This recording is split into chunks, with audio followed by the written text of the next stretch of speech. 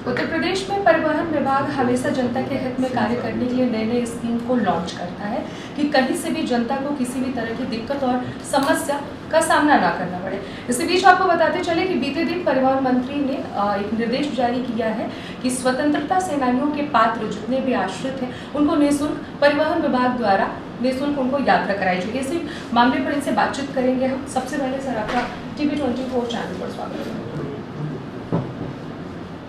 स्वतंत्रता संग्राम सेनानियों को पहले से ही हमारे सभी सरकारी बसों में निःशुल्क यात्रा की व्यवस्था है। अब हम लोग जो है उनके साथ एक सहवर्ती को भी पहले भी था व्यवस्था, लेकिन कुछ बसों में हमारी जो AC बसें हैं या हमारी कुछ अनुबंधित बसें भी होती हैं उसमें दिक्कत आती थी, वहाँ पर भी हम लोग उनको अलाउ कर। ठीक है, वहाँ पे भी आप लोग अलाउ कर रहे हैं। ये तो हो गई स्वतंत्रता सेनानियों की बात की, उनके पात्र जो भी आश्रित हैं उन लोगों को भी ये सारी सुविधा दी जाएगी। लेकिन सर अगर जनता के बारे में बातचीत कही जाए और खास करके महिलाओं को लेकर, तो महिलाओं का ये कहना है कि हर साल जब भी रक्षाबंधन हो ऐसे टाइमों पे परिवहन विभाग स्कीम निकालता है कि बहनों को रक्षाबंधन में उत्तर प्रदेश सरकार गिफ्ट के तौर पे फ्री सेवा दे रही है, लेकिन फिर भी उसके बावजूद भी महिलाओं के लिए कुछ अलग व्यवस्था होनी चाहिए। हर रोज वो सफर करती है, ना सिर्फ रक्षाबंधन में। माननीय मुख्यमंत्री जी के दिशा निर्देश के अनुरूप हम लोग रक्षाबंधन में पहले एक दिन की हम लोग निःशुल्क सेवाएं अपनी माताएं बहनों को देते थे, लेकिन पिछले 2 वर्षों में कभी 2 दिन रक्षाबंधन हो जाता था, तो इसलिए हम लोग दो दिन के लिए हम लोगों ने निःशुल्क किया।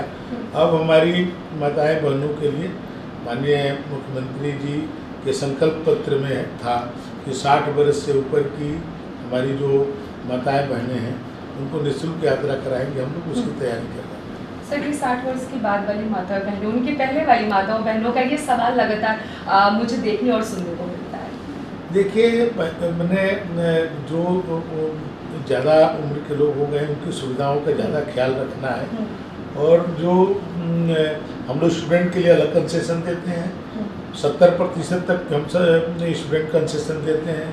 यदि कोई MST 1 वर्ष के लिए बनवाता है तो उसको 70% देते हैं, कोई 3 महीने के लिए बनाता है उसको 50% देते हैं, कोई 6 महीने के लिए बनाता है उसको 60% देते हैं।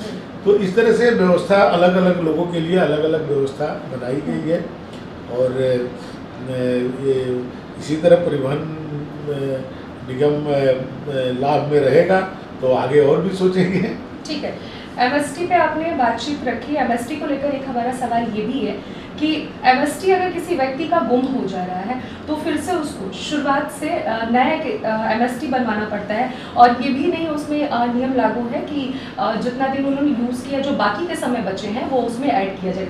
ऐसा कुछ भी प्रावधान नहीं है। ये समस्या का निदान कब होगा? हम इसको दिखा लेंगे। यदि इस तरह का होगा तो जितने दिन की उनकी बचा रहेगा उसको जोड़ करके ही नया बनाया जाएगा। ठीक है, ये अच्छा सवाल है आपका। मुझे जानकारी में नहीं था, इसको हम दिखवा लेंगे। आज ही अपने अधिकारियों से बात कर लेंगे, यदि ऐसा हुआ होगा तो उसको ठीक करेंगे। ठीक है।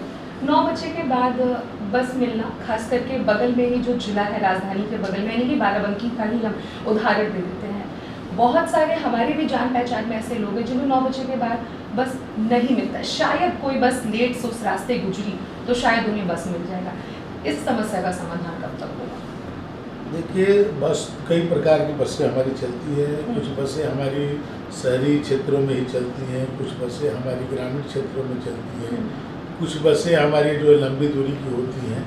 तो ऐसा नहीं है बाराबंकी के लिए, तो क्योंकि बाराबंकी अब NCR के एक तरह से जोन में है लखनऊ के, सब बसें मिलती है। यदि आपने कहा तो मैं एक बार और चेक कराएंगे कि कितनी बसें वहाँ चलती होगी जरूर, क्योंकि बाराबंकी लखनऊ तो एक तरह से आपस में इतना कनेक्ट हो गया है कि आवागमन का बहुत वहाँ पर वो रहता है।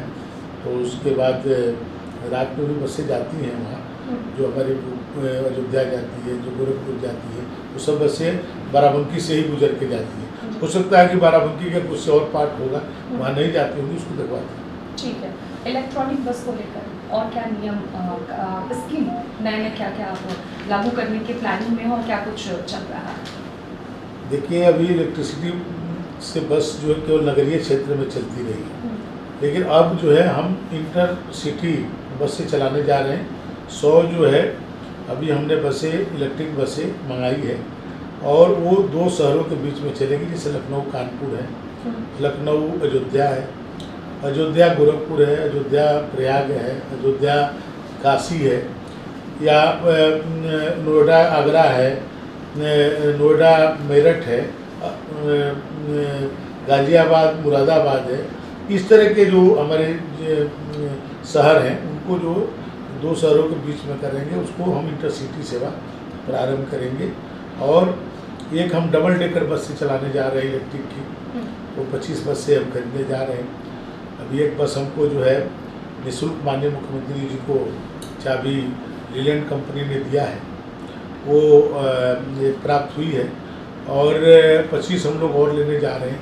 वो ऐसी बसें होंगी जो डबल डेकर होंगी, ऊपर के जो छत पूरा खुला रहेगा, कुर्सी लगी रहेगी। तो किसी शहर में जैसे लखनऊ में बहुत सारे ऐसे दर्शनीय स्थान हैं जहाँ पर लोग घूमने के लिए जाते हैं, उनको बार बार अपनी जो है परिवहन बदलना पड़ता है, तो एक ही जगह पर टिकट मिलेगा और लोग उस पर बैठ करके भूल भुलैया से लेके चिड़ियाघर, म्यूजियम या जो भी यहाँ के दर्शनीय स्थान है एक ही जगह बैठ करके मैंने उसको एक जगह टिकट करा करके देख लेंगे। तो लखनऊ में, अयोध्या में, काशी में, प्रयाग में, ऐसे जितने हमारे जो पर्यटक स्थल हैं वहाँ पर इस बस को लगाएंगे। ठीक है, तो ये थे हमारे साथ परिवहन मंत्री दयाशंकर सिंह जी ने, जिन्होंने साफ साफ शब्दों में बताया कि परिवहन विभाग क्या कुछ प्लानिंग उत्तर प्रदेश की जनता के लिए कर रहा है। इन्होंने जैसा कि अभी बताया कि डबल डेकर बस की भी सुविधा होगी कि जनता को बार बार अपना सवारी चेंज नहीं करना पड़ेगा, एक ही जगह से वो पूरे पर्यटक स्थल जो भी है जहाँ जहाँ भी है वहाँ घूम लेंगे। साथ ही साथ इन्होंने और भी जो यहाँ पर लखनऊ में समस्या देखने को मिलती है बस को लेकर, या फिर उत्तर प्रदेश में 9 बजे के बाद अगर बगल के जिले की बात कही जाए तो सवारी को काफ़ी ज़्यादा परेशानियों का सामना करना पड़ता है, बस नहीं मिलता है। इन सभी समस्याओं को इन्होंने बोला कि इस पर गौर फरमाया जाएगा। एमएसटी को लेकर भी खास करके इन्होंने कहा कि एमएसटी गुम होने पर उस व्यक्ति को काफ़ी ज़्यादा परेशानियों का सामना करना पड़ता है, तो इसको भी ध्यान में रखे उन सभी समस्याओं का समाधान करने की कोशिश परिवहन विभाग करेगा। कैमरा पर्सन राकेश के साथ अनन्या मिश्रा, TV 24 लखनऊ।